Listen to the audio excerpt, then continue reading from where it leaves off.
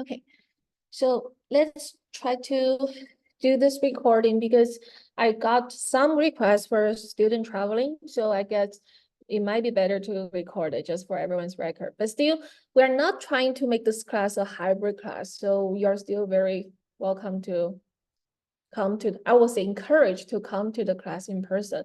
But I don't know why we have so few people now. But this is like small, much smaller than the enrollment for sure. So if you know any of your peers who are not here, maybe you can talk to them. Yeah. But otherwise, I think I need to get some motivation to teach in person, right? Otherwise, if people are just watching recordings, then why are we doing it here? So I think the in-person engagement is still what we desire for more effective learning. Anyway, that is graduate level class. I think anyway, it's your self-motivation to take this class and to hopefully learn something from it. And so for Monday, last Monday, we adjusted the schedule due to a seminar scheduling conflict, a seminar I organized, which will happen again next Monday, but that will be it. So for next Monday, just as an announcement, we will meet at 10 a.m. in the morning, next Monday. So the room will be the Bowyer 159. I will make an announcement on Brunner, so you will receive the email. But we'll do the recording anyway. So if you cannot make it, you can watch it. We can watch the recording. Okay, so let's continue with our discussion. So in our last lecture, we basically covered ANOVA and hierarchical ANOVA as a way to understand what can explain the variance in our response, or we can call it outcome in the Y. So we decompose into parts based on what's explained by the model and what's unexplained by the model from the residuals. And furthermore, when we talk about hierarchical ANOVA, we further decompose the model part of the variance into what's explained by the baseline model versus what's explained by adding additional covariates. So we're comparing two models, one with fewer covariates, one with more covariates, but the smaller model is nested under the bigger model.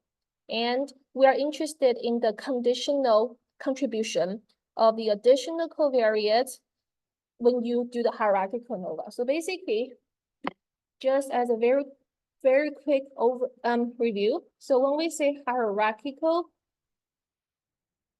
ANOVA, we have an order of covariates. So some are the ones we put into the baseline model, which we call just X1. Some are the additional ones we add after X1, we call X2. And then we have the residuals. So then the total variance will be decomposed into three parts. The one explained by X1 only, the one explained by X2 given X1, and the residual. So specifically, we will define so in the language of ANOVA, we will call sum of squares regression, SSR, but we have this first model using X1 only, so it's SSR1. And the second line is the additional, so it's SSR2 given 1, which means that by adding X2, how much more sum of squares can we explain using X2? And this is defined as SSR12 minus SSR1. So the 1, 2 means that the joint model that includes both X1 and X2. Of course, this model is more complex, so it can explain more of the variance in our data. So this is SST, it's the total, sum of squares total. So it's defined just as the sum of each yi minus the average yn bar squared, sum I from 1 to n. So when we do the decomposition, when we define the residuals, it's the residual from the full model. So it's SSE 1, 2, using both X1 and X2.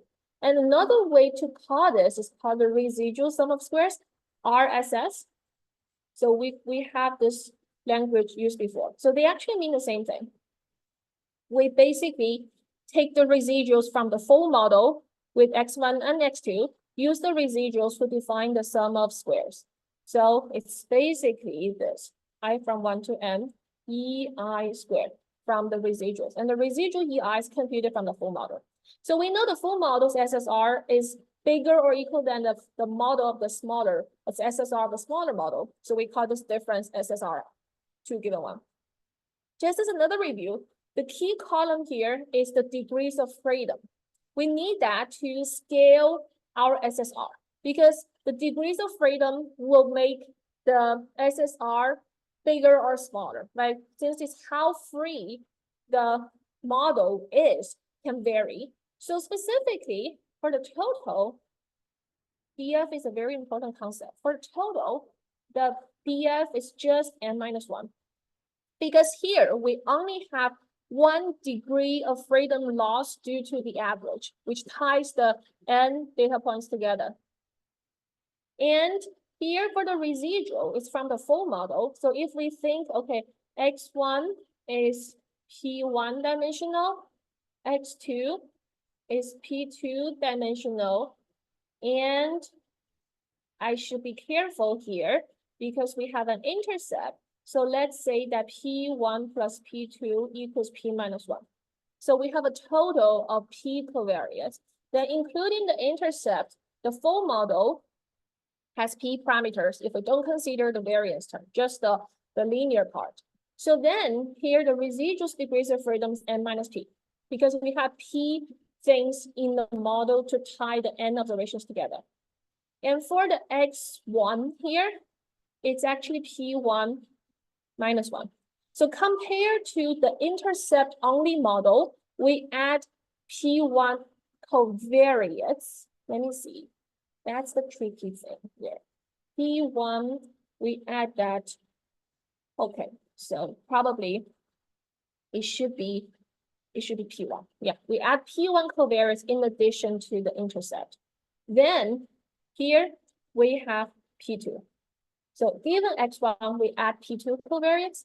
Yeah, that's it. So you can see that because I define P1 plus P2 as P minus 1, then when you add them up, it's actually n minus 1. Okay, so the degrees of freedom also satisfy that the top 3 rows add up to the bottom. Then, given the degrees of freedom, we scaled the SS, the sum of squares, into mean squares, NS. So therefore, we could have this MSR1 is just equal to SSR1 divided by P1. MSR2 given 1 is equal to SSR2 given 1 divided by P2. And MSE 1, 2 is just SSE 1, 2 divided by n minus p. Okay. So there was a question last time, which is if we want to use the hierarchical ANOVA to test whether given x1, does x2 make some significant contribution to explaining why? If that's the question we want to ask, that is, do we really need to include x2? Are their coefficients 0 or not?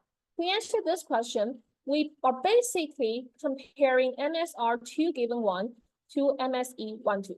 So that's the F statistic we would define in the last step. So which is MSR2 given 1 divided by MSE 1, 2. Okay, and the null distribution under the null hypothesis that x2 does not make additional contribution is an F distribution with the numerator degrees of freedom just as this numerator degrees of freedom, T2. And the denominator degrees of freedom is this one, n minus 2. So you can see that the hierarchical ANOVA makes the computation for doing the test of the additional contribution of x2 given x1 very straightforward. You just lay out everything. The question I got last time on Monday was, why don't we compare MSR2 given 1 to MSR1? Instead, we're comparing MSR2 given 1 to MSE 1, 2. So the intuition behind this is we think MSE 1, 2 explains the background variation, the residual, the unexplained part. So we want to see whether the additional explanation of variance given by x2 given x1 is bigger than what we can explain from the residual. Only when that happens, when it's bigger, we think the contribution is significant. That's it.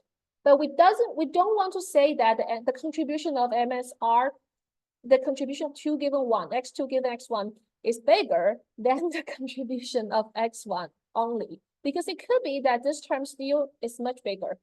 But having this big doesn't mean that this one is not important, right? So therefore, what is the baseline? Which one do you want to compare it to is the most important question when we do statistical analysis. Having the right reference, having the right null hypothesis and the baseline.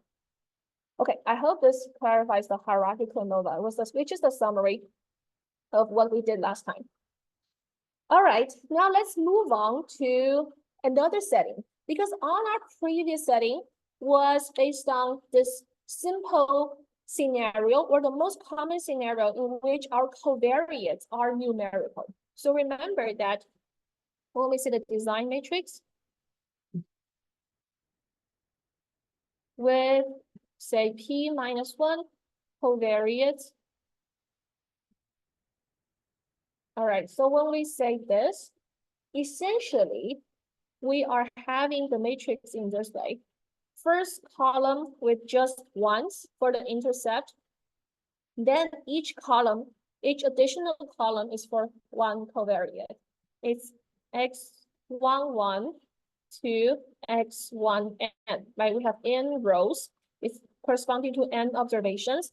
And the columns represent the covariates and the intercept. So this is the first covariate, and we have the last one, xp minus x. Oh, I should change the xn1 for the row.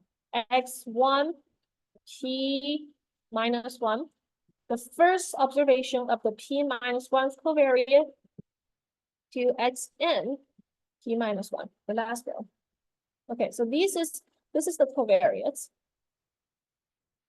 But every covariate here is numerical. So we have a numerical value for each covariate.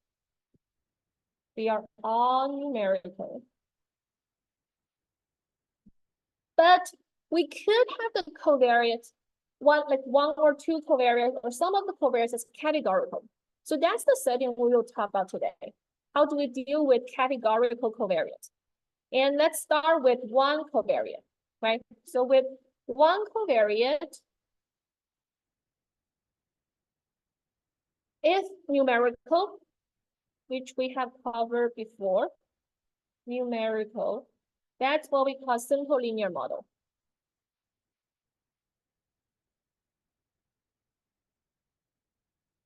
And we can just write for the ith observation as the simple way.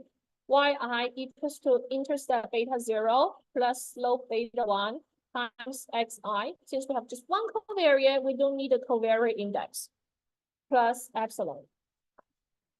This is simple linear model. But what if it's categorical? By categorical, we mean that category. So for example, what if the predictor covariate is country? For example, if in our study there are 10 countries, then there's no way for us to order them, right, from 1 to 10. So therefore, we have to consider them as categorical. And what if we want to study the effect of a country on, for example, GDP? If the GDP is our outcome or response, and the covariate we're interested in is the country, what do we do? That's the question I want to discuss today. Okay, so to make it simpler, we can encode that there are I levels with capital I levels. So when there are 10 countries, then I is 10. But before we say that, I need to further divide categorical predictor into two types. For categorical predictor, it could be ordinal or just nominal. So both are categorical, but they are different. For ordinal, the levels have an order, but for nominal, they are unordered. So one example of ordinal level is the education level. So you could have, say, high school, college, and graduate school. You could have this level, right? 3 levels ordered by the number of years you spent in school. For nominal, they're unordered, like the country I mentioned, or the colors. If we have, say, yellow, blue, red, right? There's no way to order them in one dimension. Even though we have the RGB as the color scale, you cannot order them in one dimension. So there are cases like that. And here, what we discuss will be more general. One way is to encode the ordinal as numerical. You could do that. So you could say high school is 1, college is 2, graduate is 3. But if you do it this way and put it into the simple linear model, then you're making an assumption that, okay, the difference between college and high school is equal to the difference between graduate and college. But this assumption may be problematic, right? So encoding as ordinal instead of numerical is more flexible. All right, how do we do it? And if we just have one categorical variable, xi, so let's just say this, xi has I levels, how do we write down the model? Or if we think about the observations, right, xi can take only I values. How about yi? Yi here we are still considering to be continuous. So we haven't moved away from other types of yi. We haven't moved away from continuous yi yet, but we will talk about it later. So for now, yi is still continuous. Then how do we have yi and xi? So you could imagine that if you are given a data set like this, would there be a more, how to say, compressed way to store your data? Yes, you could just store your xi into the levels. So what I mean here is that you could basically categorize your yi based on the xi. So okay, this is level 1's yi. I list them here. These are this is category 2's yi. Level 2's yi, I list them here. So basically, I can label them as, say, levels 1 to I, and I can just record the corresponding observations in sets. Okay, so basically, these are the yi's in level 1, and this is the yi's in level I. Instead of recording the xi repeatedly, because I know within the level they share the same xi. So therefore, in this compressed format of storing data, I can record the sample size or the number of observations for each level. And I can call this N1 to Ni. So that is the number of observations I have for each level for xi. And I can call the total as the n, as our regular notation. So here, if I denote I as the ith level instead of ith observation, then I goes from 1 to big I. And this sum of the sample sizes is my total sample size. So in this notation, I can write Yij. Okay, what does this mean? This is the J's response, J's observed response in level I. So which means that xi, the corresponding covariate is in the ith, it's in the ith level, and this is J's response. So what I mean here is that I can write my y vector in this case as y11 to y1 n1. So these are the first n1 observations whose xi's are just in level 1. And I could do that for all the I levels. The last one will be yi1 to yi So these are the last ni observations. And I have a total of I levels. So by organizing it this way, why do we need to do this? It's just to simplify the storage of data. So we just need to store this vector alone and the levels. We don't need to record the levels, the level 1 for these, I for these. So we just reduce the storage. And it's just a way to format the data. That's basically it, nothing special. But how do we think about the model? So if we come back to the numerical model, I think this time when I teach it, I haven't emphasized this enough yet as in past years. So what I mean is, adjust this a little bit. When we think about a linear model, we can always write this model as two layers, the fixed layer, which is not random, and the random layer. So we can call it systematic structure,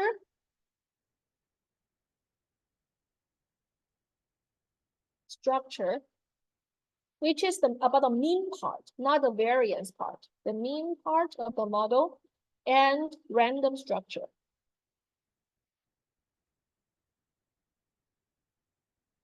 So for simple linear model, the systematic structure is just this part. So it's about this linear part, that is expectation of yi, which we often give it a name, mu I, is just beta 0 plus beta 1 xi. This is the systematic part. The random part is where the randomness comes from, and here we assume that's only from the epsilon I. So therefore, for the random part is the observed yi, how is it distributed given the mean? So here it's assumed to be normal distribution with mean mu I. If we assume the epsilon i's are following the same normal distribution with the same variance sigma squared, then yi has the same variance sigma squared, and they are independent. So please note that here, don't write IID since the mu i's are different, right? When we write IID means identical distribution. But here the yi's are independent, but since they have different mu i's, they are not identically distributed, just independent.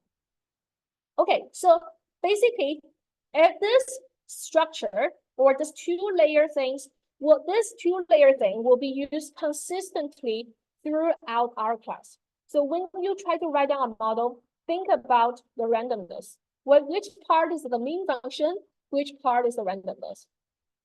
I heard a very insightful comment from Rafael Rizzari during the discussion, who is a very famous biostatistician at Harvard. So he said that regarding, we have mentioned this in the first lecture, the challenge of the complex models like the AI, deep neural networks, he said that, okay, no matter how complex it is, you are still trying to fit the mean. So the mean function can become very complicated. It can go from linear to polynomial to even neural network.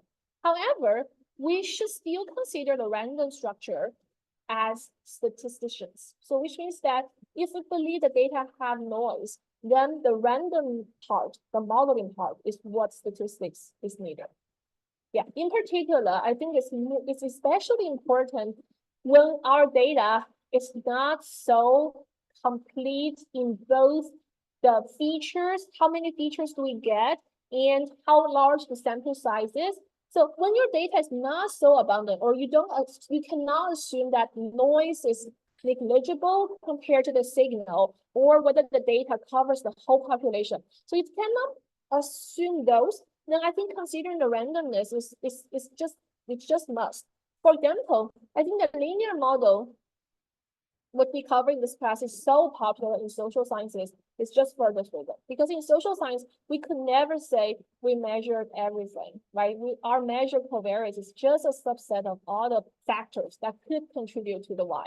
So therefore, when we study the effect of a covariance, we cannot assume the relationship to be too complex. Otherwise, the complexity of the model would add to the complexity, of the problem. What I want to say is that if the problem is very complex and our data is limited, incomplete, I think a simpler model will probably tell us more because we are not assuming too much.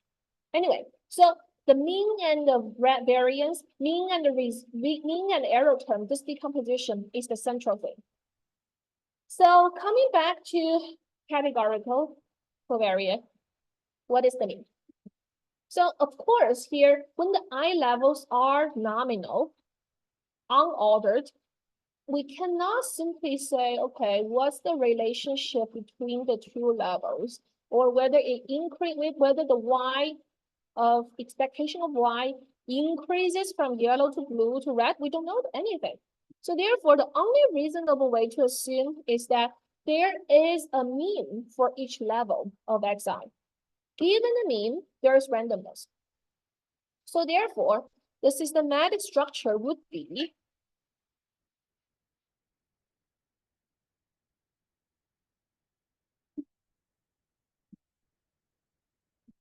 every level has its own mu I. So this is the mean of level I. The mean of yi, I should say, the mean of yi, iij, mean of yij, because the xi is in level I. And the random structure is that for the yij in level I, given the mean, there's randomness, and the randomness is Gaussian.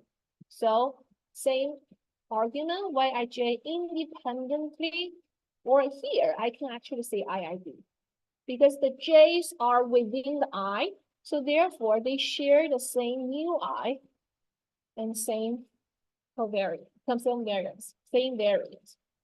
Okay, that's the random structure. Then the question is, if we want to study the relationship of a categorical xi, one covariant x, we want to study the association between this categorical x and the y, then we are basically interested in whether the mu i's are the same or not, right? Whether you have mu1 equal to mu2 equal to mu I, or whether there are differences. Okay, so what we can do is, again, to think about the intercept and some additional, changes given the level.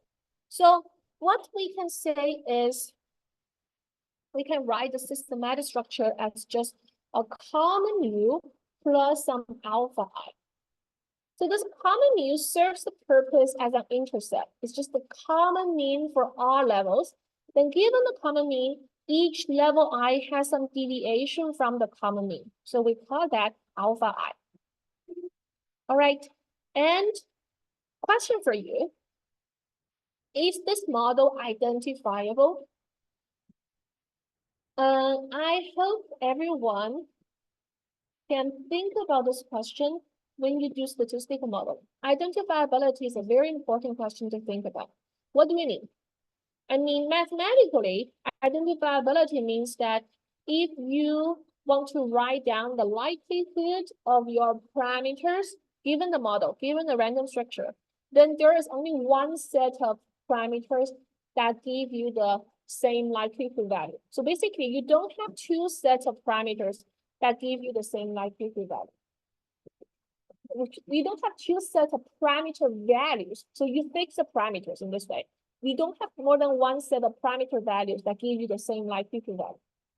So that's why we need to think whether the parameters are identifiable. Because if not, there's no way to estimate your parameters, right? You have two solutions to your MLE, and they give you the same likelihood value, but they are different parameter values. So what do you think here? Are the parameters identifiable? We have mu as the common parameter, and we have alpha 1 to alpha I, a total of I mean differences.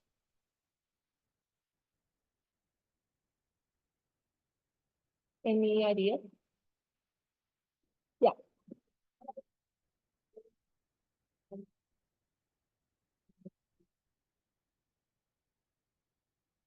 Yes. Exactly. Yeah, that was a very correct. So the model is not identifiable because you could write it just as you said, mu minus 1 plus alpha I plus 1. So you could add 1 to each alpha I. You could subtract 1 from the mu, and you have the same mu I.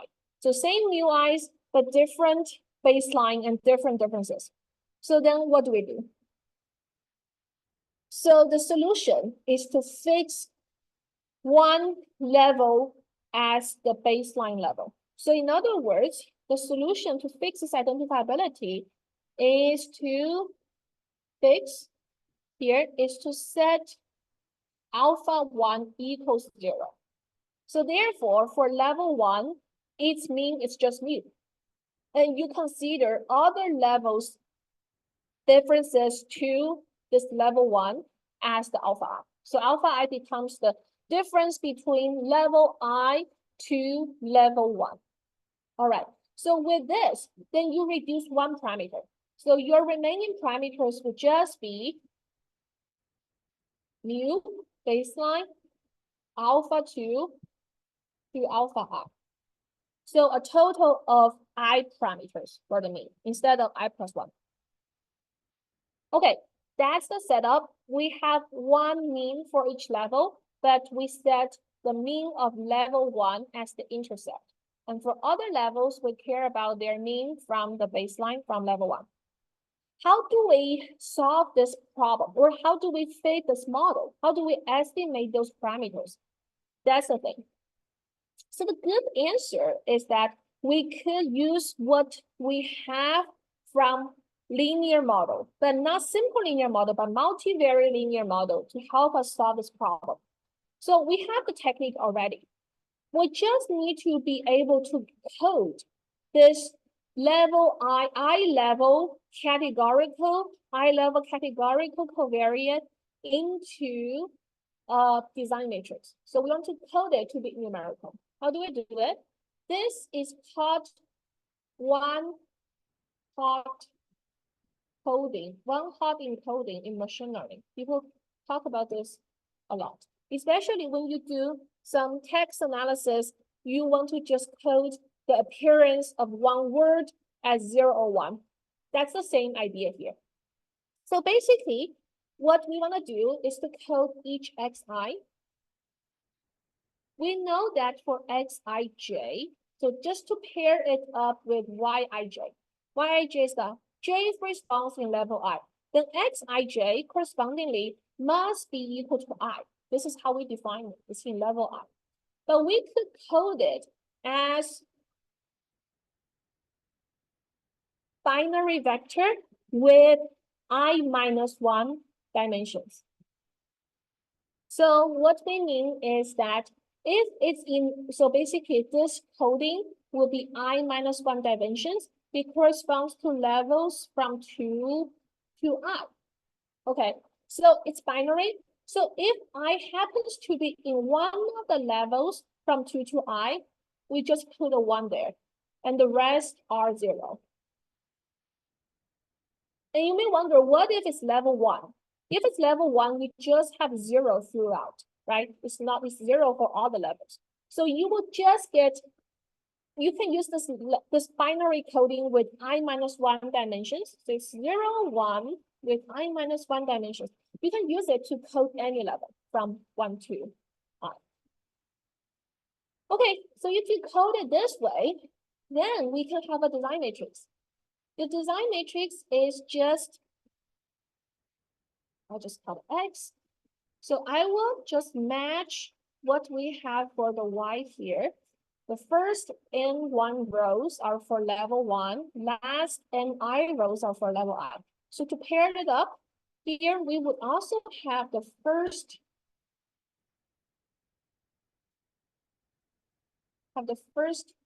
N1 rows for the first level, last Ni rows for the last level. So as before, we have 1 in our first column, and this one corresponds to the intercept.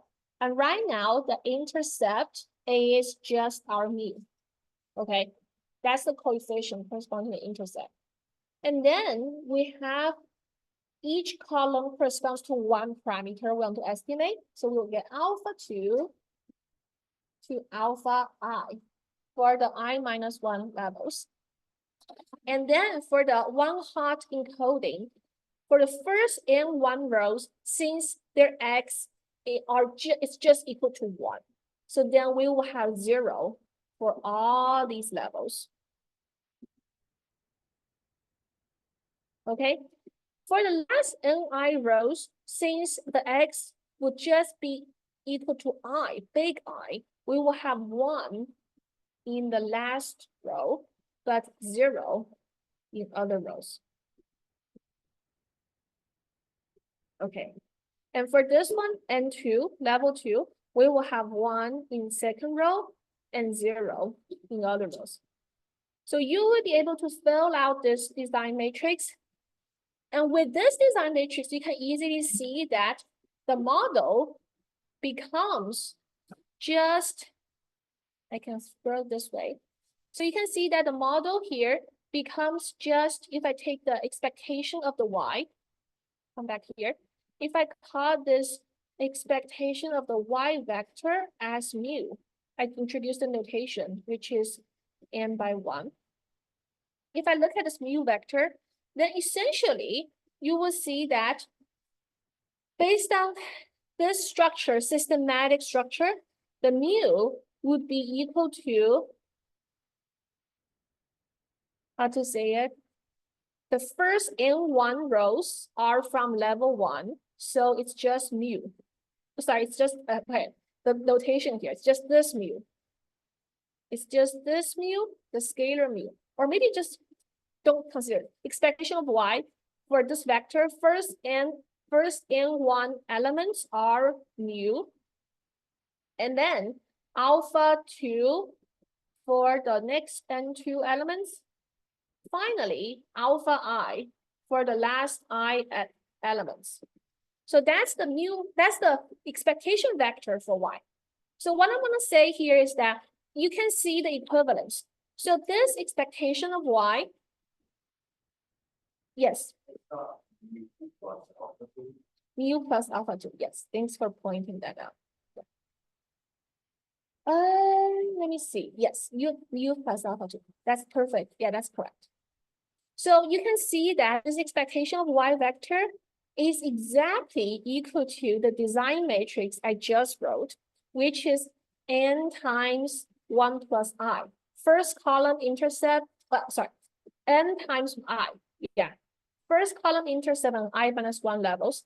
This is n minus 1 times this coefficient vector, which is mu alpha 2 to alpha I. So this equivalent. So that's why this design matrix exactly satisfies the systematic structure I need here. Okay, so that's why we would be able to write this, we call this beta. And beta is I by 1 vector. And then that's the systematic structure. For the random structure, we would just have y equals, not equal, distributed as an n-dimensional normal distribution with the mean as expectation of y and covariance matrix diagonal sigma squared n-dimensional identity matrix. That's it. So this is the matrix form for the systematic structure and random structure. So everything follows. So we're still solving same linear regression problem. We can do the least square. Everything we talked before, the hat matrix, the beta hat formula, these all stay.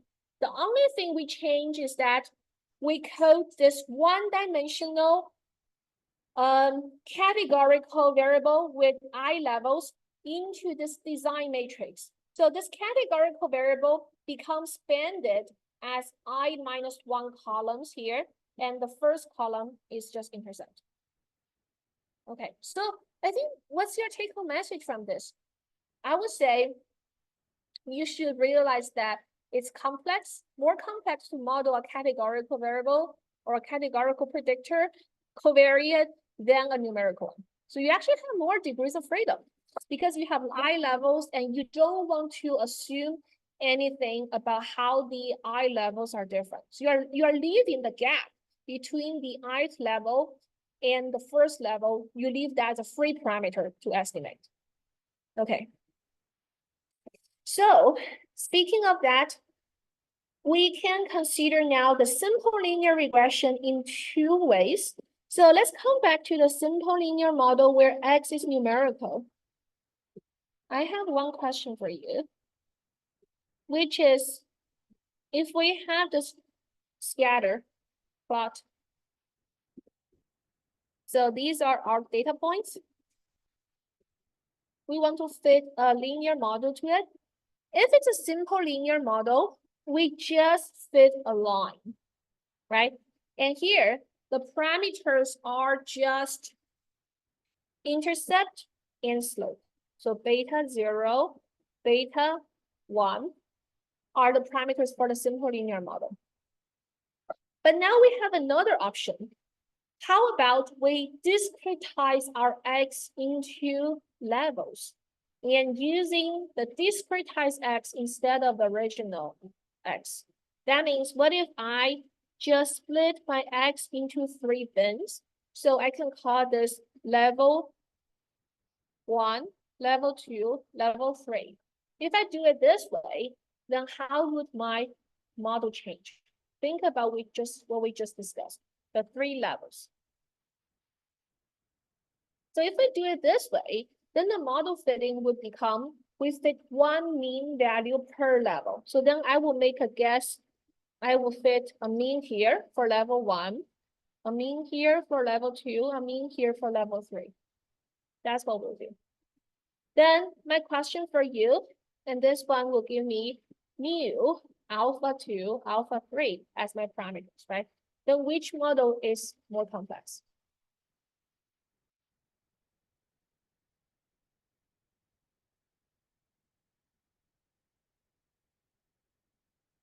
Second one, because we actually, I wrote down the parameter, so it has one more parameter, right? So it's more complex. So discretizing may actually make the model more complex. Maybe to some of you, this may be a little counterintuitive. And also, I would see in practice, unless you have very specific reasons, for example, okay, you may think your X data is not accurate. For example, if you don't want to trust the values that much, you have some reason to categorize your X into bins, into levels.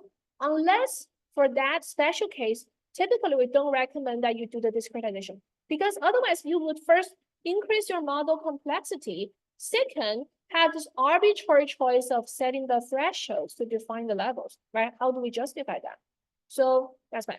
But I want to say that this categorization and then fitting 1 mean per model per level is a it's actually a simple form of nonlinear regression, because you could actually make the level different, 2 to 1, 3 to 2, not equal to each other. So for example, if your data points have some specific exponential pattern, then a linear model may fit it up poorly, but this nonlinear way can give you a better fitting. That's possible. But nonlinear regression is another topic, which we will not discuss in this class because we focus on linear model, but sometimes you could use a linear model to fit a nonlinear model. For example, if you observe some pattern, you can transform your X to, for example, X squared exponential X, and then you fit linear model on the transform X to make it linear. So still, linear model may be useful as long as you have a design matrix, which is what you can construct. So that's why I think there is a perspective saying, one perspective is that there are 2 ways to do a modeling. One is that you could just start from a complicated model and fit your data, like neural network. Second way is that you could put in thoughts, careful thoughts into defining good features from your data, then fit a simple model, like linear model, to your engineered features. So both can happen in practice. And it really depends on this, how your decision or the application area of your decision. For example, if you are working for doctors, or if you are working for some businesses in which your decision must be interpretable by your boss or by your patients, by your customers, then maybe the second way, feature engineering, then simple model, will give you better interpretation. So you could just say, okay, this is the weight of this feature and what it means. But if your task is less at stake or it's something that doesn't matter that much, for example, image classification, if it's just for daily life instead of for medical diagnosis, maybe you don't care that much about the feature interpretation, then you could go with a complex model that predicts well. So it really depends on the application and whether you care about the meaning of your model. All right, so after all this, I can skip the other step to say, okay, you will get the beta hat as the X transpose, X inverse, X transpose Y, right? The formula and everything about the test, right? If you want to say, okay, does my level I have any difference from the baseline level? If you're interested in that, you could do the t-test. Or if you're interested in whether this whole model is better than just the intercept only model, because here the intercept only model is just that you have the new parameter. And then you want to see whether adding the level differences, alpha 2 to alpha I, help you predict better. Then you can do ANOVA. ANOVA is like compare the model with this design matrix to the intercept only model, which is what we covered last time. All right, so with that, then your prediction. How about your predicted Y hat here? Even though we can write down the general formula as X transpose X inverse X transpose Y, hat matrix times Y, this still holds. But we can make it more explicit in this case. So if we want to write it out for every observation, then we know that for the Y1I, Y1J hat. So in level 1, and we have J goes from 1 to N1. So for these observations, the predicted Y value would just be mu hat. Okay. And for Y2J hat, level 2. Now J goes from 1 to N2. This is mu hat plus alpha 2 hat. And so on for the last level, Yij hat, that's just mu hat plus alpha I hat, J from 1 to Ni. So you will have this. You just use the predicted mean value of the corresponding level as your predicted one. All right. That's one categorical variable. And if we want to check whether this model, if you want to compare this model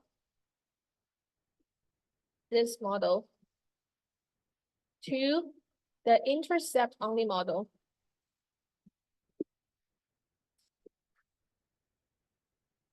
you will do ANOVA,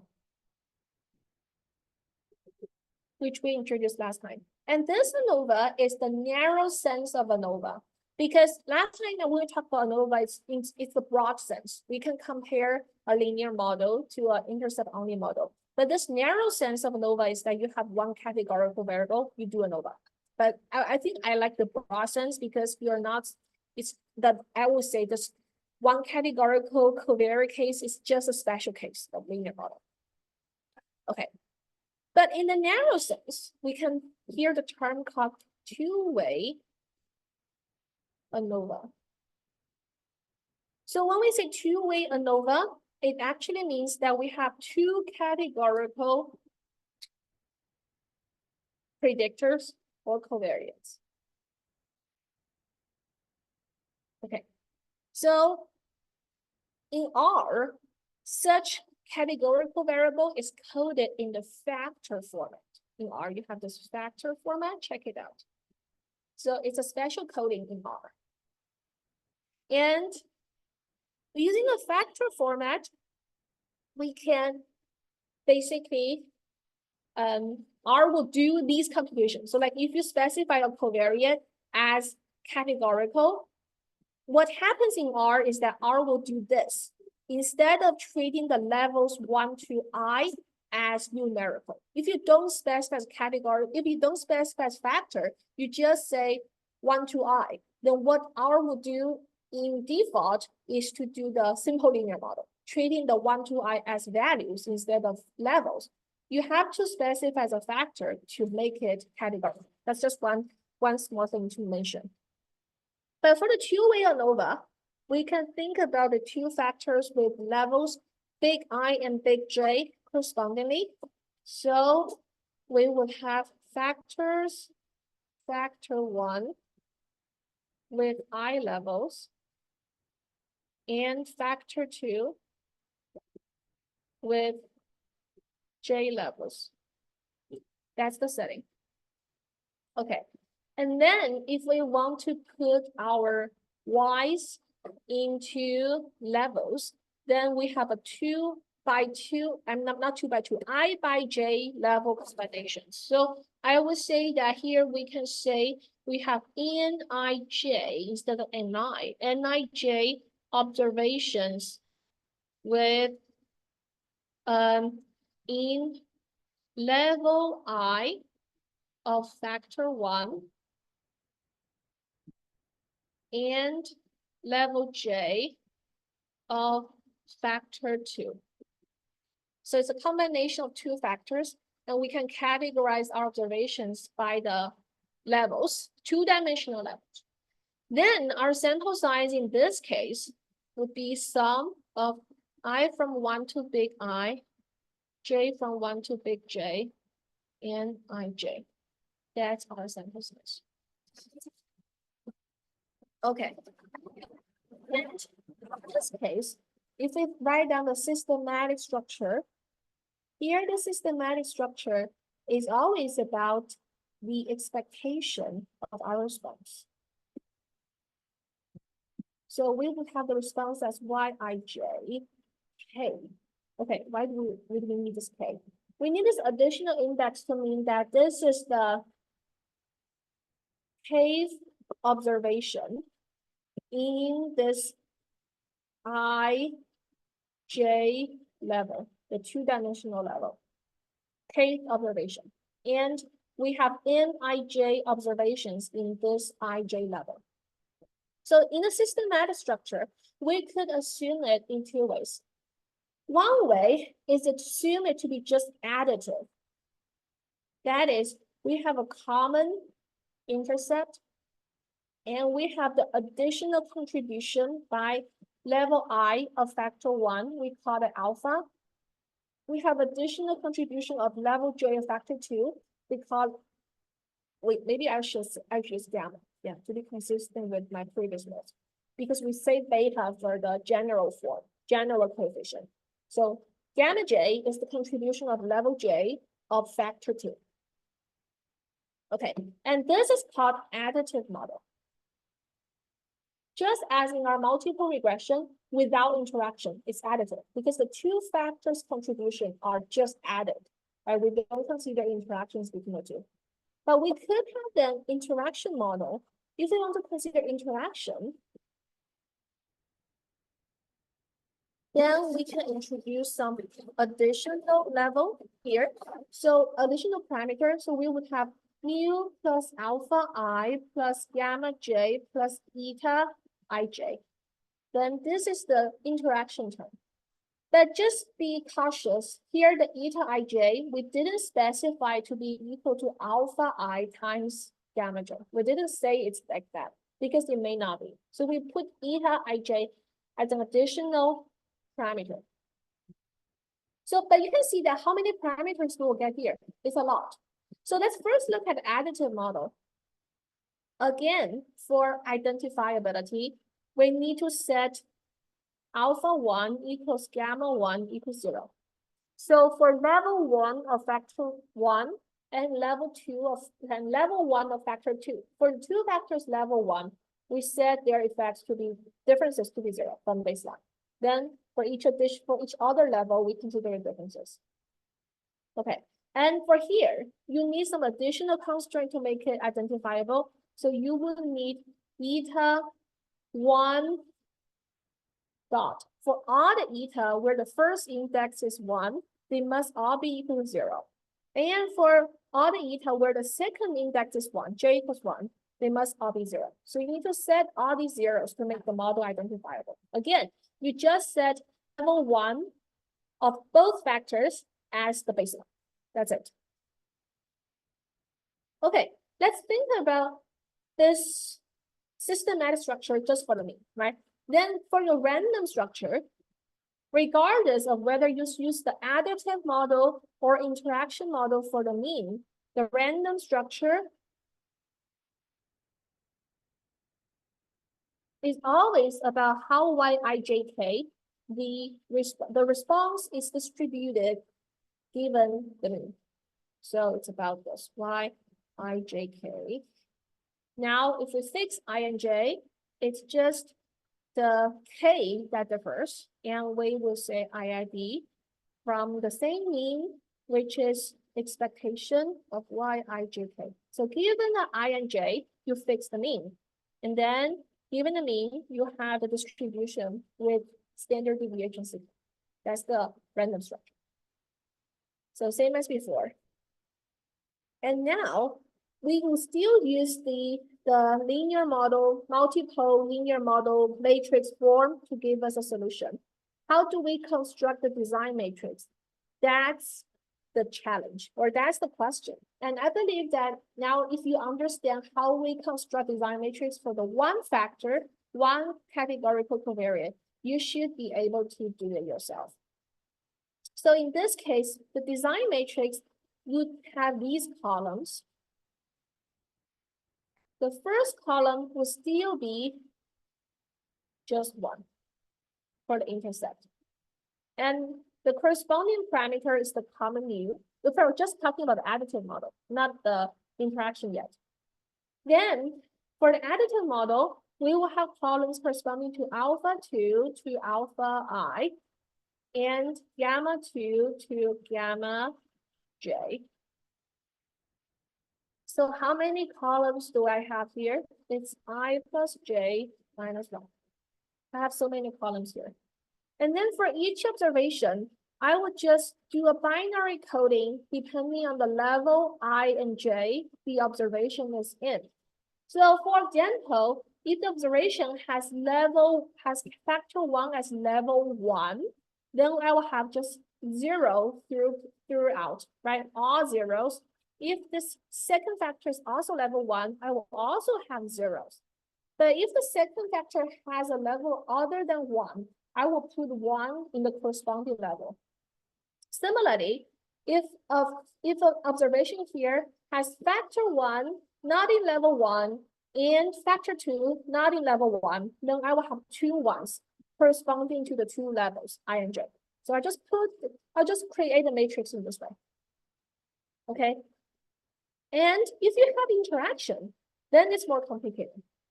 You will just add some additional columns, which will be, I'll just say the etas, right? The etas, maybe we will start from eta 2 to, yeah, and up to eta ij. So you will have many, many more columns here. And this will be in I minus 1 times j minus 1 number of columns there for the interaction. So it's a super big model, right? That's why we almost never do that.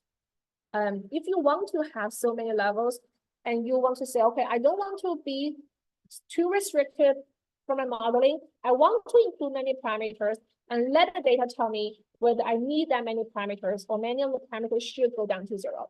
Then this becomes the problem called so-called regularized regression. You could add some penalty term to help you shrink some of the parameters to 0. And that's a big area in statistics research in the past 20 years since the Lasso. I would say before Lasso, people do the ridge regression, which is like the L2 penalty term. I just use the jargon here side. Yeah, just try to shrink some of them towards 0. But Lasso uses L1 penalty, so you can shrink some of the parameter estimates to exactly 0. So that's another big area of research. So it's very different perspective from the modeling. We start from simple model, add layers, complexity to go big. It's actually the opposite. We start from a big model and try to use the optimization to shrink some of the parameters to 0. So it really depends on, again, how your data is like and whether what kind of question you want to answer. Because all that we talk about here are mostly for the questions where your variables, covariates are not so many, and you want to learn their relationship with the response. But if you turn out to have too many covariates to handle, then that's what we call the high-dimensional regression problem. Then those penalization approaches will be relevant.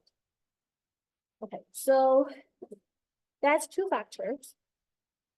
And then the hierarchical ANOVA we just reviewed at the beginning of the class will become relevant.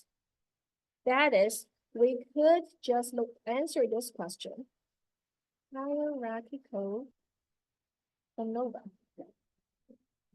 So in this case, we will have factor 1 as our baseline starting point.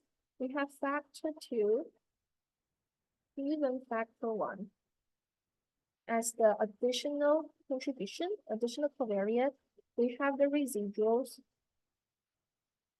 and we have the total. Okay, so what we cover here will all be relevant.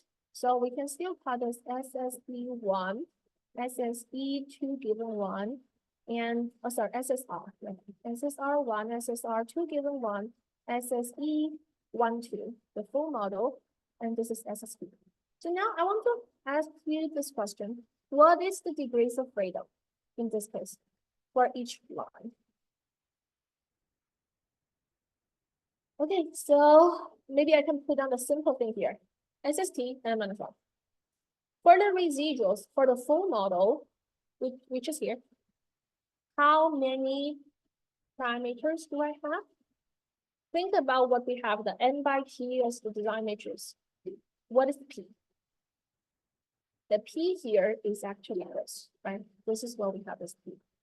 So we would have n minus I plus j plus 1. That's it. So compared to the intercept only model, how many parameters, how many more parameters did I have for the factor 1 model? That's I minus 1, right? We have I minus 1 more parameters there. Okay, how about when we have factor 1 and we will add factor 2? How many more parameters would we add? J minus 1. So that's the degrees of freedom we get in this hierarchical ANOVA, then everything follows. So in other words, once we encode a categorical variable or a factor as the number of level -1 number of dummy variables. So people call those dummy variables because each variable here is binary. Once you do that encoding, it becomes just a linear model, a multiple linear model. So we don't need specific techniques for doing that. But in R, as I said, when you use the LM function in R, right, LM, y regress on x1 plus x2, it's important that if it's a factor, you encode it as a factor so that R knows you're dealing with this categorical variable. Okay, that's the two-factor ANOVA, two-way ANOVA. And some other jargon, maybe I'll just briefly say, I think this jargon is used in social science. So we can talk about the two types of effects, gross effect versus net effect. Okay, so if we think about these two terms, gross effect or net effect of factor 2 of x2, then we are talking about the coefficients of x2 in different models. So if it's a gross effect, we are basically talking about this. LM y on x2. If I'm just writing the R command, that's it. You just include x2 only, its coefficients will be called the gross effect. But if you want to talk about the net effect, it's this. LM y on x1 plus x2. So it's the additional effect of x2 given x1. Okay, so one more thing that I want to say here is, okay, this is something I think is worth noting. If you want to use, okay, if we look at this model, right? If you want to do, say, the walled test or likelihood ratio test on the coefficients of x1, on the coefficient. Maybe I can just write it further. I will just write it as yi equals to the intercept plus x1i. So for x1, I look at observation, the values for observing I, x1i transpose beta 1 plus x2i transpose beta 2 plus epsilon I. So I'm writing a scalar form, but I allow x1i, x2i to be two vectors. Because here we may have I minus 1 and j minus 1 for the dummy variable coding. So if I want to do the inference on beta 1, then one thing I want to say is that if you want to use the hierarchical ANOVA to answer this question, make sure that this hierarchical ANOVA is put it in this way. You put x2 in first, then you look at x1 given x2. So this is how you are going to test for the additional conditional distribution, conditional net effect, conditional contribution of x1. So that's the thing to keep in mind. Don't put it the other way around. Because in R, I forgot to say that you would actually, so this is one way to do it, versus if you put x in first and x2 given x1. Okay, if you do this way, and we talk about this SS, let me just write it, SSR1, SSR2 given 1, and we have the MSR1, MSR2 given 1, and we have the MSE, right? So the residual. So R would actually give you two F-test statistics and two p-values. So one is based on what we said, MSR2 given 1 over MSE. This one F statistic, the other is MSR1 given MSE. So, and it will give you two, based on two F distributions with the numerator degrees of freedom being different, right? So this depends on the DF here, this depends on the DF here. So you will give it two p-values. But honestly, I have never seen a use for this p-value, the first row. So I don't know how we should interpret it. Because if you're just interested in the contribution of x1 only, then the ANOVA will be done differently. Because if you're interested in this, you should delete this row, right? And you delete this row, and then this MSE or the SSE would be based on just the model with x1 only, instead of the model with both x1 and x2. So that's how this MSE will be different, because this value is different, the degrees of freedom is different, MSE is different. So what I'm saying is that if you're just interested in doing ANOVA for x1 only, you should not do it in this hierarchical way. So that's why I'm saying that don't use this one. Don't use the first row, because I don't know how to interpret it. But if you're interested in the x1's coefficient in this joint model, and you want to use hierarchical ANOVA, do it this way, in the top way, putting x2 first and then x1. So specifically, if in R you want to do this, then it should be like ANOVA LM y on x2 plus x1. So the order here will matter. You're putting x2 first, and then you put x1. Then when you do the hierarchical ANOVA, it will be the conditional contribution of x1 given x2. So that's something I think worth mentioning practically. Do you have any questions?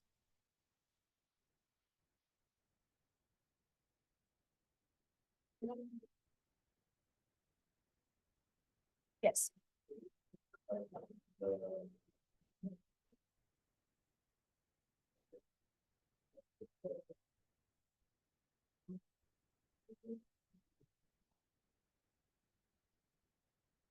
I'm sorry. Yeah. Maybe someone can close the doors a bit, a little bit loud outside. Yeah. Yeah. Could you repeat your question again? Structure? Yes.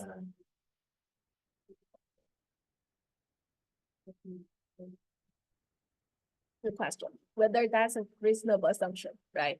Yeah, this assumption, which we haven't really talked about yet, this assumption, this one is what's called homoscedasticity.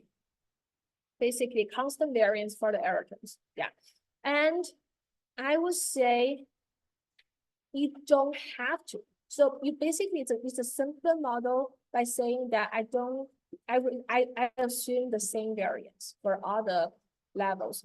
But particularly for this factor model, factor covariate case, I don't think you have to assume that. However, if you lose this, if you just you loosen this assumption, relax the assumption, it will not change your least square solution. Least square solution doesn't rely on this, right? And if you do the, how to say that, if you do the MLE, if you use the MLE as the way to estimate your parameters, then I think when you estimate the mean part of it, it's still, let me see, the mean will still not be changed because you assume that within the level you have the same sigma, right? Sigma as well. But it will change the sigma estimate. So what will change if you come back here? It will change the ANOVA. So about this thing here, or the F statistic. So to do the F test here, you would need the constant variance. Otherwise, we'll have some problem for that F distribution as the null distribution. So later, we will talk about this weighted least square, which is a way to basically reweight your observations based on the sigma I hat you estimate, So it's just a way to basically put less weight on the values, on the observations, where you believe the error terms have bigger variance than the observations where you believe the error terms have smaller variance. So the changing the weight may change your fitted model a little bit. Yeah. But it's a very good question. Indeed, this homoscedasticity relaxation has been a very central topic for linear model research. Yeah. Back in the 1980s. Yeah. And as you can also see that next class, when we talk about the diagnostics, you will see we have a lot more techniques for checking linear model than some other more complicated models. When we just focus on prediction. I think for linear model, we have so many checks. It's just because we care about inference. We want to make sure that, okay, the beta values we estimated are meaningful. And I think in terms of application, besides social science, I would say linear model is still very widely used in epidemiology, which is also kind of related to social science. So whenever you want to make some decisions about human population, I think it's a very good formulation about inference, right? Because in that case, the population, what is the population is quite clear. Okay, if we don't have questions, that's all for today. And I'll see you on Monday at 10 a.m.